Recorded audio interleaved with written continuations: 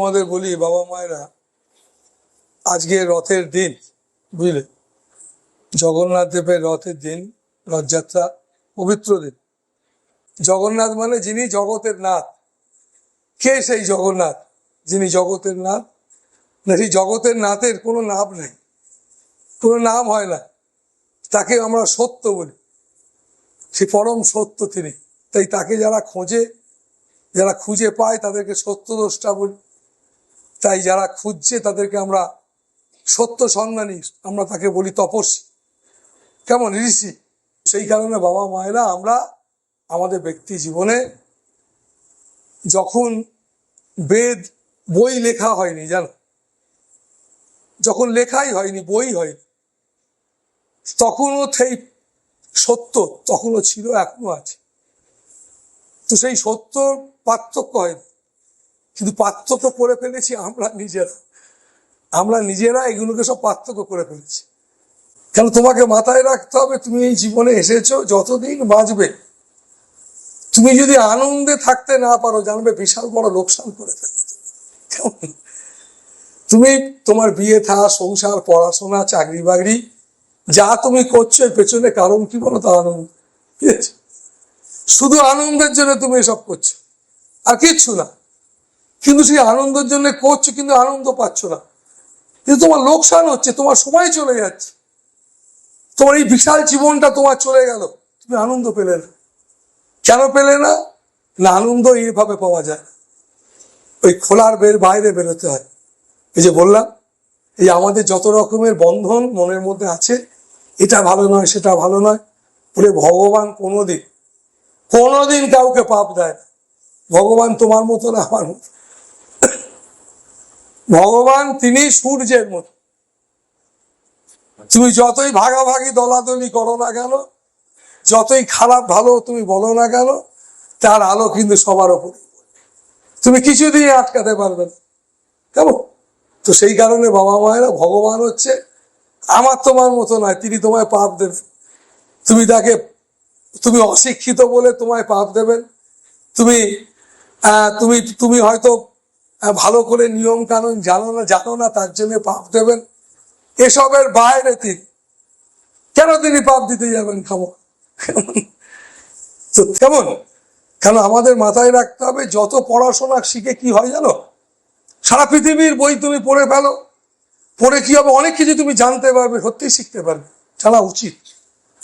কিন্তু এটা মানুষকে মানুষ হতে গেলে কিন্তু বই পড়ে হওয়া যাবে। মানুষকে মানুষ হতে গেলে তোমার মধ্যে সেটা আছে, তোমার মধ্যে তোমায় ডুব দিতে হবে। তোমার মধ্যে সেই মনুষ্যত্বটা আছে, সেখানে তোমায় ডুব দিতে হবে। সেই ডুব দিতে গেলে তার জন্য তোমার পথ চাই। তার জন্য মানুষ এমন একজন মানুষকে গিয়ে ধরে যার মধ্যে সেই মনুষ্যত্বটা আছে, তাই তাকে সদ্গুরু বলে। যার মনে মনুষ্যত্ব আছে, আমি মানুষ, আমার ধর্ম তো মনুষ্যত্ব, আমার মধ্যে প্রেম থাকবে, আমার মধ্যে ত্যাগ থাকবে, আমার মধ্যে সংযম থাকবে, আমার মধ্যে উদারতা থাকবে, এটা তো থাকবে, এটা তো স্বাভাবিক। এটা নাই, এটাই তো অস্বাভাবিক ব্যাপার। সেই জন্যই তো আমরা স্বাভাবিক হতে চাইছি। তাই আধ্যাত্মিকতা মানে, সাধু সঙ্গ করা মানে একদম, দেখো, আমি ছোটবেলা থেকে তাবিজ কবজ মাতুলিতে নিজে বিশ্বাসী না, বুঝেছি? আমি একদম এতে বিশ্বাসী না। এবং যে তুমি যদি বলো যে পুজো পাঠ এসব নানা রকম ব্যাপার, এতে যে খুব বিশ্বাসী তাও না। কিন্তু পুজো পাঠ সমস্ত জিনিসকে আমি খুব পছন্দ করি। কেন পছন্দ করি? না, এই সমস্ত জিনিসের মধ্যে মানুষকে পবিত্র করে, শুভ ভাবনা আছে। ভগবান কি আর রসগোল্লা খায়? তুমি মা কালীকে রসগোল্লা দিচ্ছ, মা কালী খায়? তুমি বলো তিনি তো খেলেন না। না, তিনি গ্রহণ করেন। কি গ্রহণ করেন? ভগবান তোমার ভাব গ্রহণ করেন। কেমন? তুমি রসগোল্লা যে দিচ্ছ, এই ভাবটা তিনি গ্রহণ করছেন। এই ভাবগ্রাহী জনার্দন। এই তুমি দেব, এই যে চন্দন ঘষছ, এই যে তুমি মালা গাচ্ছ, এই সমস্ত জিনিসটা তপস্যা। এই যে মালা গাচ্ছ যতক্ষণ ধরে, তার মানে উদ্দেশ্য কি না, আমি ভগবানের চরণে দেবো, গলায় দেবো, এটা পুজো। তারপর তুমি অন্য চিন্তা করছো না, এই এতক্ষণ ধরে তুমি সাধনা করছো, এইটা মালাটা গাচ্ছ মানে একটা কাজ করছো, যাতে করে তুমি তোমার মনটাকে একাগ্র করতে পারো। কেমন? তো সেই কারণে বাবা মায়ের, তোমরা যেসব করছো এগুলো সবটার কারণটা কি বলো তো? না, মনটাকে সুন্দর করা, যাতে করে সেই সুন্দরের সাথে আমরা মিলেমিশে থাকতে পারি। কারণ সবসময় জানবে সুন্দর মানে কোনটা, সুন্দর মানে সেটা যেটা আমার ভেতরে আছে, বাইরে আছে, যেটা সর্বত্র আছে সেটা জানি না। তার জন্য মানুষ ওই একজন মানুষের কাছে যায়, যার কাছে গেলে মনুষ্যত্ব কি সেটা জানতে পারে এবং যাকে দেখে নিজেকে মিলিয়ে নিতে পারে। নিজেকে মিলিয়ে নেওয়া মানে এই শরীরটাকে, এই বেশভূষাটা চেঞ্জ করে নেওয়া না। এই শরীরটার ভেতরে আর একটা শরীর আছে, এটা দেহ, আর একটা দেহি আছে, সেই দেহিটাকে সুন্দর করে নেওয়া। তোমার ভেতরে যে আর একটা শরীর আছে, ঠাকুর রামকৃষ্ণ বলেছে, আমি মানুষকে বলি, উনি কামিনী কাঞ্চনের আসক্তি ত্যাগ করা যায় না। তুমি তাকে কোনোদিনই ত্যাগ করতে পারবে না। তাহলে কি করতে পারা যায় না? তোমার ইচ্ছাটাকে ঘোরানো যায়, রাস্তাটাকে ঘুরিয়ে দিতে হয়। এই কামিনী কাঞ্চনের আসক্তি তখন যায় যদি তুমি রাস্তাটাকে ঘোরাতে পারো, তোমার ইচ্ছা, তোমার ভাবনা, তোমার চলা। তো সেই কারণে মানুষ তাই সেই ঘুরিয়ে দেওয়ার জন্য চেষ্টা করে। তাই মানুষ সাধু সঙ্গ করে, সঙ্গ লাভ করে। কেন করে না? যাতে করে মানুষ একটু একটু করে, অতিরিক্ত তো কোনো জিনিস ভালো না। কোনো জিনিস আমি খাবো সবসময় ভালো নাকি? আমি ঘুমোবো কোনোটা ভালো না। সবসময় কম্পিউটার ঘাঁটা ভালো না। সবসময় দিন রাত তুমি মোবাইল নিয়ে বসে আছো, কোনোটা ভালো না। তার মানে কি? মানে ব্যালেন্স। এটা পাখি দুটো ডানায় না হলে উঠতে পারে না, ব্যালেন্স ছাড়া উঠতে পারে না। তুমি এই সংসারে ভালো থাকবে কি করে? তুমি কি করে ভালো থাকবে? তুমি ভগবান ডাকো আর না, আমি তোমাকে দেখো কথা বল। আমাকে কতজন বলেছে, বাবা আপনি যদি গিয়ে বলেন ওরা ভগবান মেনে ফেলবে। ভগবান মানবে?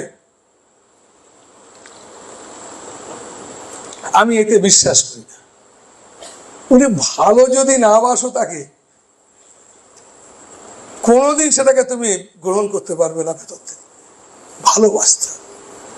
তো একজন বলছে, মহারাজ এই তো সন্ন্যাসীর পথ তো ভীষণ কঠিন পথ, বিশাল এই মোহ মায়া, এর মধ্যে থেকে নিজেকে ঠিক রাখা খুব কঠিন তো পথ।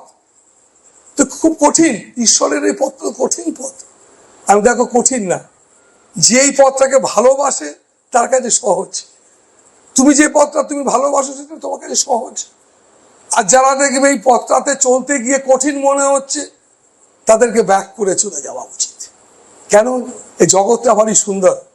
কেউ তোমায় বিয়ে করতে বলেনি, কেউ তোমায় সংসারী হতে বলেনি, কেউ সাধু সন্ন্যাসী হতেও বলেনি। কেউ বলে আমার মাও আমাকে বলে, বুঝেছো? স্বাধীন দুনিয়া, আকাশ বাতাস মুক্ত দুনিয়ায় তুমি এখানে মুক্ত ছন্দে ঘুরতেই পারো। কিন্তু আমরা পারি না। আমরা না পেরে আমরা একটু একটু করে সেই এক কথায় বলতে পারো দাস হয়ে যাই। দাস, তাকে আমরা মায়ার দাস বলি। ছেলে মেয়েরা প্রতিদিন বাবা মাকে মারছে। আমি নিজে দেখি সব সময় তো ঘুরছি দেশে বিদেশে বিভিন্ন জায়গায়। কত মানুষ কত রকম দুঃখের কথা বলছে, কি বলবো তোমাদের। ও বাবু, বিভিন্ন বয়সের বাবা মায়েরা। দেখো আমি যেহেতু তাবিজ কবজ মাদুলি দিই না, আমি সাধারণ মানুষ, আমি তোমায় কোনোদিন বলবো না আমি ভগবান। তবে হ্যাঁ, এটা বিশ্বাস করি যে যারা মহাত্মা, যারা পবিত্র মানুষ, তাদের কাছে মানুষের কল্যাণ, সেটা মিরাকেল বা অলৌকিক না। তুমি যদি 12 বছর 14 বছর সৎ চিন্তা ভাবনায় জীবন কাটাও, সত্যকে নিয়ে ধরে থাকো, এই 12-14 বছর পর তুমি যা ভাববে যা বলবে সেটাই জগতের কল্যাণ হবে। এটার জন্য কোনো মাদুলি কবচ লাগে না। তো সেই কারণেই তো মহাত্মা। তো সেই কারণে এটা আমি তোমায় বলতে পারি যে দেখো, এই সমস্ত মহাত্মাদের, যারা এই সমস্ত ধরনের মহাত্মা, এটা জগতে খুব কম আছে। এই পৃথিবীর মাটিতে যাকে মহাত্মা বলে, মহাত্মা মানে যিনি এক কথা বলতে পারো নিরাসক্ত, তাকে সদ্গুরু বলে। নিরাসক্ত মানে যিনি সকল কিছুর মধ্যে আছেন কিন্তু একদম আসক্তি নাই, মানে নির্লিপ্ত। কে যে সেই নির্লিপ্ত তুমি তো জানো না, তাই খুব কঠিন যে উনি কি নির্লিপ্ত, তুমি তো জানো না, জানতে পারবে না। তো সেই কারণে সদ্গুরু বড় কঠিন। কেন কঠিন না, বিয়ে থা ছেলে মেয়ের দেওয়া হলো সোজা, স্বামী স্ত্রীর জীবন অনেকটা সোজা, কিন্তু তুমি সদ্গুরু করছো মানে জানো, তুমি মানব জীবনে, তোমার ব্যক্তিগত জীবনে মৃত্যুর দিন পর্যন্ত তুমি তাকে সাথে রাখতে চাইছো। মানে কত বড় অঙ্গীকার তোমার জীবনের, শপথ। এই শপথ কি ছেলে খেলার শপথ? যে আমার মৃত্যুর দিন সুখে দুঃখে, আমার সুখেতে আমি যদি যার কাছে ছুটে যাই, তিনি আমার যত ত্রুটি বিচ্ছুতি হোক না কেন, তিনি আমার সাধারণ সবার মতো নন। তিনি নিশ্চিত নিরাসক্ত জনের যেমন হয় ঠিক সেইভাবে তিনি দেখবেন। এইরকম জন কি তিনি? তো সেই কারণে বাবা মায়েরা, সদ্গুরু ব্যাপারটা নিশ্চিত ছেলে খেলা না। আর সদ্গুরু মানব জীবনে, বিদ্যাসাগর বলেছেন, মানব জীবন ধন্য হয়ে যায়। সদ্গুরু মানব জীবনে বড় দুর্লভ। এই কারণে দুর্লভ না, যাকে তুমি মৃত্যুর দিন পর্যন্ত অনুসরণ করবে। আমার সব চলে গেল, আমি তোমাকে চাই, এটাই তো আমাদের শাস্ত্র বলেছে। শাস্ত্র কি, বেদ কি বলেছে? বেদ যখন লেখা হয়নি তখনও ছিল, লেখার পরও বেদ বলেছে। কি বলেছে? কৈবল্য মুক্তি। কৈবল্য মুক্তি মানে কি জানো? কেবল তোমাকে চাই। এটাকে যদি বাংলায় করা হয় কৈবল্য মুক্তিকে, তাহলে কি আসবে বাংলায়? কেবল তোমাকে চাই। তোমাকে চাই মানে কি? তুমি কে? তুমি মানে কালী, শিব, দুর্গা, গর্ভধারিণী, দুর্গা, এসব। আবার এসব নয়। তুমি মানে বিশ্বভুবন। তুমি মানে, একটু আগে বলছিলাম, এই হাতটা আমি নই, পাটা আমি নই, গাটা আমি নই। তুমি মানে হাতটা তুমি, পাটা তুমি, গাটা তুমি। এই জগতে যা কিছু দেখতে পাচ্ছি না, সবটা তুমি। কেমন? তুমি অসংখ্য রূপে, যে রূপ তোমার ভালো লাগে তুমি সেই রূপে তাকে ভালোবাসবে। ব্যাপারটা কিন্তু তুমি। এই তুমিকে আমরা সবাই ভালোবাসি। তার জন্য আমি মানুষকে কি পথ বলি জানো? আমার পথ কি? আমার প্রথম মত হচ্ছে, তোমার মধ্যে ভক্তি আছে, তোমার মধ্যে ঘাটতি আছে বিশাল সেই জ্ঞানের। ঠাকুর রামকৃষ্ণ বলেছিলেন, অদ্বৈত জ্ঞান আঁচলে বেঁধে সংসার কর। আর আমি মানুষকে বলি, জ্ঞান মিশ্রিত ভক্তি চাই তোমার মধ্যে ভক্তি আছে, তোমার জ্ঞান চাই। কেন জ্ঞান চাই না, তুমি শুধু তোমার মা কালীকে শুধু এই পটের মধ্যেই রেখেছো।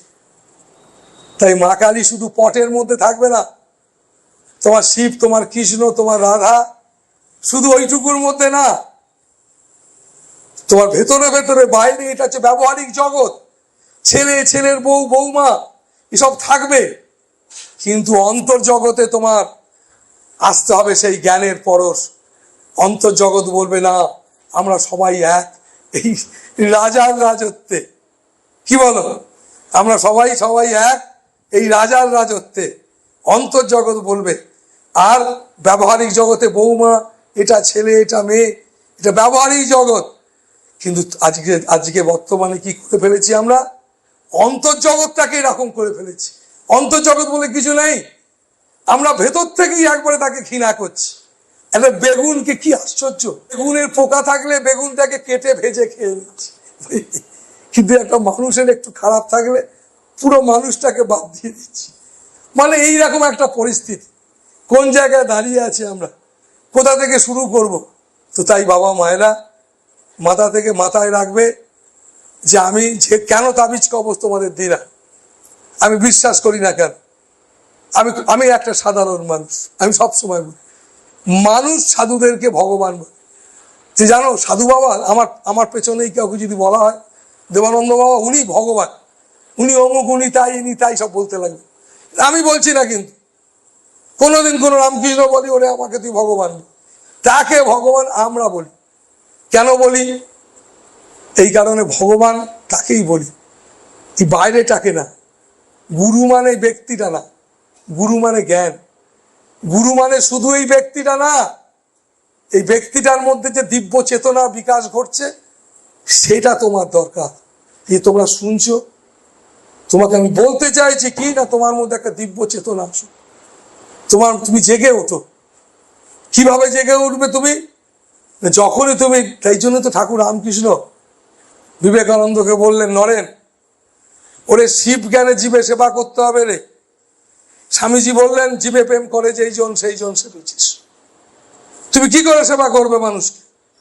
তাই নরেন, শিব জ্ঞান না করলে তুই সেবা করতে পারবি না।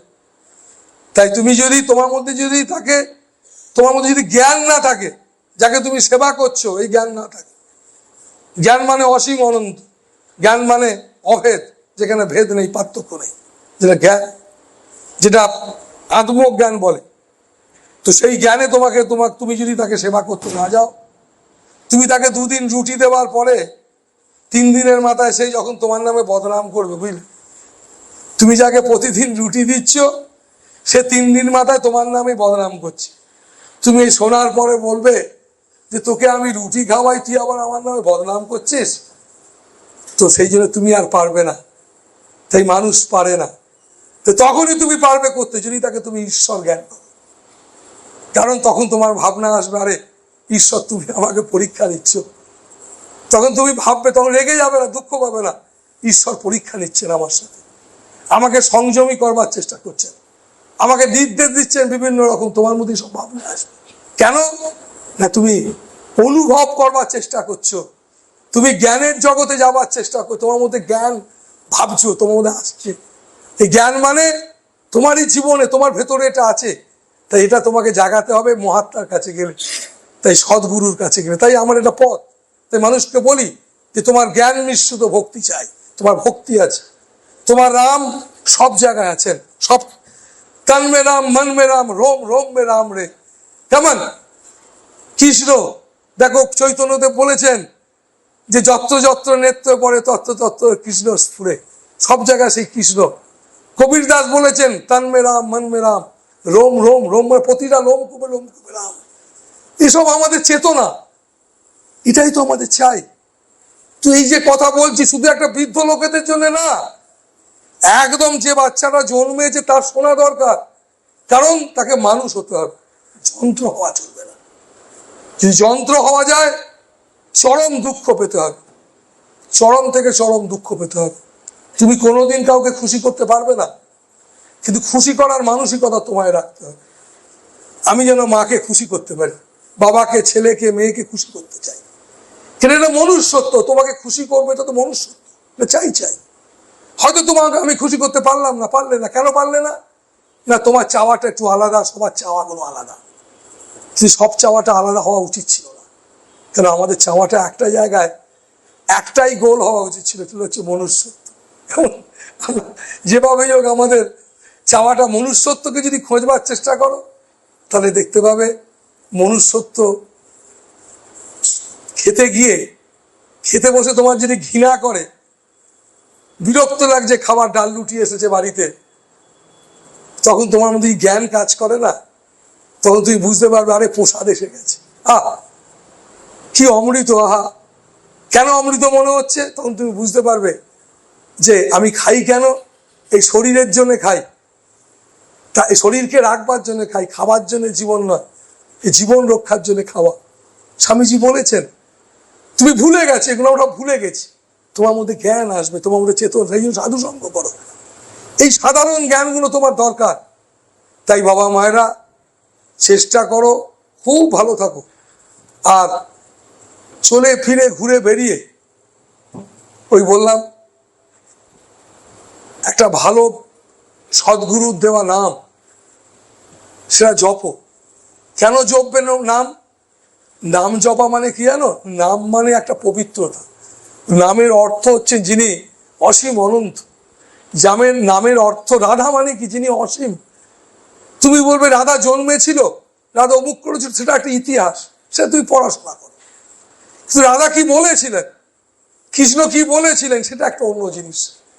তাই আমি রাধা জন্মেছিলেন, রাধার কি হয়েছিল, কৃষ্ণ জন্মেছিলেন, তার কি হয়েছিল, বা রাম, আরো যারা সব মহাপুরুষ এসেছিলেন, এগুলো সব ইতিহাস, এগুলো সব শাস্ত্র, এগুলো পড়া উচিত, জানা যায়। এটা একটা আলাদা জিনিস। আর তারা কি বলেছিলেন আমাদের, এটা একদম আলাদা জিনিস। তো সেই কারণে আমার সাবজেক্টটা হচ্ছে তারা আমাদের কি বলেছিলেন, আমাদের কি করতে হবে। আমাদের সেটা যদি না করে যদি আমরা তাদেরকে ধন্য জানাতে যাই, আমার মনে হয় তাদেরকে অন্য কিছু দিয়ে ধন্য করা যাবে না, বদনামি হয়ে যাবে। তাদেরকে ধন্য তখনই করতে পারবো, বা তাদেরকে খুশি তখনই করতে পারবো যদি আমরা একটু সংযমী হয়ে দেখাতে পারি। তুমি গুরুর দীক্ষা নিয়েছো, তুমি দেবানন্দ বাবার কাছে দীক্ষা নিয়েছো, যেখানেই দীক্ষা নিয়ে থাকো, তুমি আমার কাছে এসেছো, বলছো আমি গুরুদেবের দীক্ষা নিয়েছি। জানেন দেবানন্দ বাবার কত ক্ষমতা, আপনি জানেন ওই সাধুর কত ক্ষমতা, এই হয়েছিল সেই হয়েছিল ইত্যাদি ইত্যাদি। এগুলো বলা মানে তুমি আমাকে আমার আমার আমার পেছনে বলা মানে তুমি অবশ্যই আমার খুব একটা সুখ্যাতি করছো না।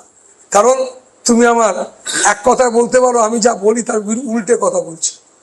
আমি কিন্তু বলি যে এই তোমার কি কি ভালো হয়েছিল, আমি কিন্তু ওই ভালোটাকে ভালো বলছি না, আমি সেই ভালোটাকেই ভালো বলছি যে ভালোটা তোমাকে উদ্ধার করেছে। কেমন তোমাকে যে ভালোটা উদ্ধার করেছিল, তুমি যে ছেলেটাকে তোমার উদ্ধার করতে পেরেছিলে, সে ছেলেটাই সত্যিকারের সমাজে কাজে লেগেছে, সে ছেলেটাই তোমার হাত ধরেছে। মানব জীবনের উদ্দেশ্য কি বলতো? সবার মধ্যে থেকে নিরাসক্ত থাকা, নির্লিপ্ত থাকা, এটাই হচ্ছে মানব জীবনের সব থেকে বড় পাওনা। জীবনে মাথায় রাখবে, তোমার জীবনের উদ্দেশ্য বিয়ে করা, ছেলে হওয়া, চাকরি পাওয়া, এটা না। এগুলো ব্যবহারিক জগৎ, এই ব্যবহারিক জগতে থাকতে গেলে এগুলো দরকার। তোমার টাকা, তোমার ছেলের বিয়ে, তোমার মেয়ের বিয়ে, তাদের ভালো থাকা, এগুলো সবই থাকবে, সবই দরকার। এটা আমি তোমাদের বলছি, তোমরাও বলছো, কিন্তু এটা মাথায় রাখবে যে তোমার অন্তর জগৎ যেন একটা থাকে, যে অন্তর জগতে সেখানে কিন্তু আলাদা বলে কিছু হয় না, সেখানে সবাই একাকার। কারণ সেখানে সেই পরমাত্মা বাস করেন প্রভু। তো তাই তার কাছে সকল সময় প্রার্থনা করবে, যে রূপ তোমার ভালো লাগে, যাকে তোমার ভালো লাগে। কেউ ওরা ছোট নয়, কেউ বড় নয়, কেউ বলবো হয়তো কৃষ্ণর থেকে রাম বড়, কেউ বলবো হয়তো কালীর থেকে অমুক বড়, বলবে হয়তো অনেক কিছু, কিন্তু মাথায় রাখবে ভগবান নিয়ে একদম কে বড় কে ছোট এসব করতে যেও না। সাধারণ মানুষ আমরা, অতি সাধারণ মানুষ। কেমন পড়াশোনা করো আলাদা জিনিস, কিন্তু এইসব ব্যাপারে কোনো সময় ভেদাভেদ করতে যেও না।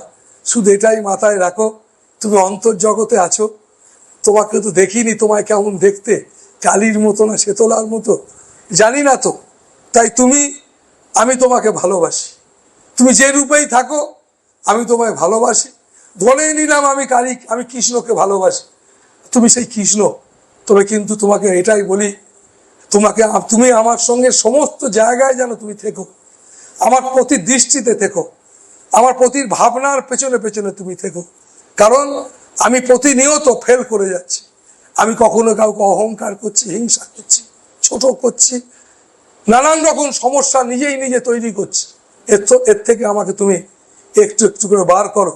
আর আমি শুধু কেবল তোমাকেই চাই, আমি তোমায় ভালোবাসতে চাই, আর কিচ্ছু চাই না।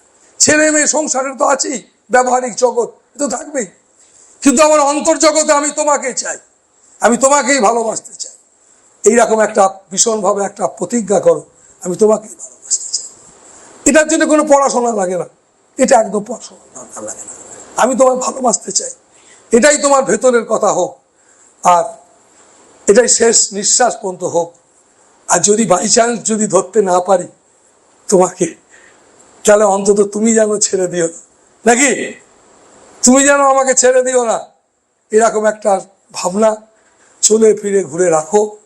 ভালো থাকো, আনন্দে থাকো, এই বলে আজকে আমার কথা বলা শেষ করলাম।